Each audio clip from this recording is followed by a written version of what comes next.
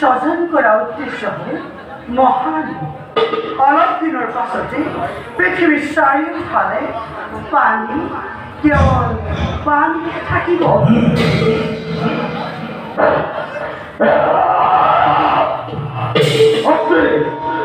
চাৰিওফালে যদি কেৱল পানীয়ে পানী হয় আমি জয় থাকিম কেনেকৈ মাত্ৰে অসম্ভৱ অসম্ভৱ মাত্ৰে তোক মই বহৰ দিছো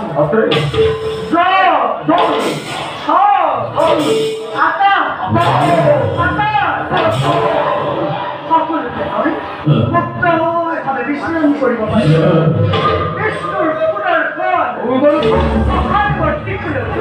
মৃত্যু ঘটাব নোৱাৰে। তোৰ কৰ্ম কৰি তোৰ কৰ্ম কৰি মই পঞ্চময় কৰি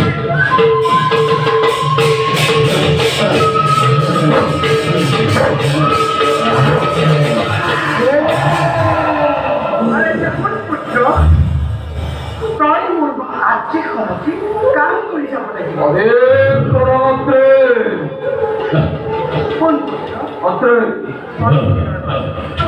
পৃথিৱীৰ চাৰিওফালে পানী কেৱল পানীকে থাকিব। বেদ বেদান্ত কৃষ্টি হৈ থকা সকলোবোৰ পানীৰ লগত যোগ কৰি থাকিব। ঋষি মুনিসকলে যাক যজ্ঞ কৰিব সেইবোৰ একোৱেই নাথাকিব আৰু সেই সকলোবোৰ বেদশাস্ত্ৰ কয় সংগ্ৰহ কৰি ৰাখিব লাগিব। পাছৰ কল্পতৰো পাচলি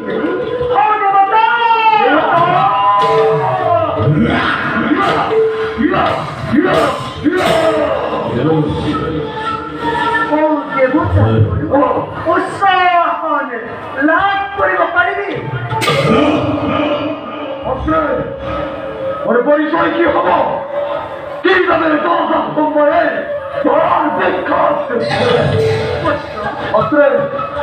তোক মই মোৰ ডিঙি আৰম্ভ কৰা চদন আৰু তোৰ মুখমণ্ডল দেখিবলৈ ঘোঁৰাৰ দৰে। সেইবাবে তোৰ নাম হ'ব তোৰ নাম হ'ব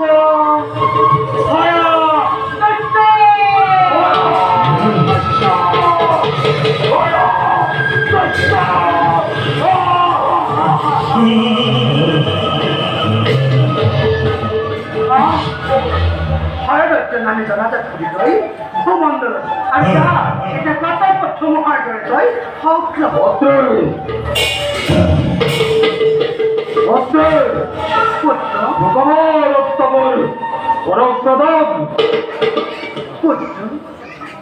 মোৰ অমৰত্ব বৰ দিয়া ক্ষমতা নাই।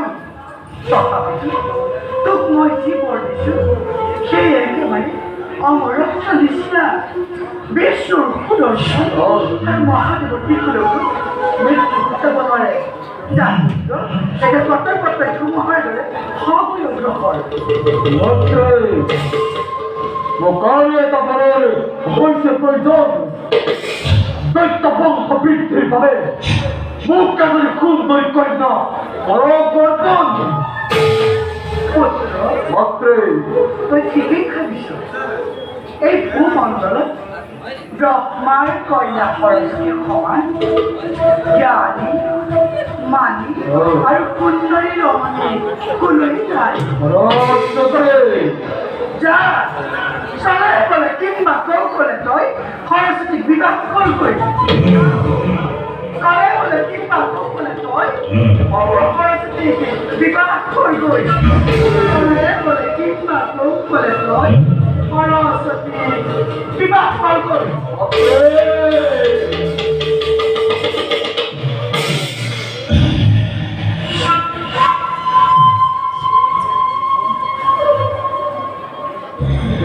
বিশ্ব ব্রহ্মাণ্ড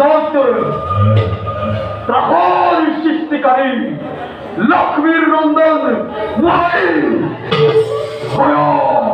দৈত্য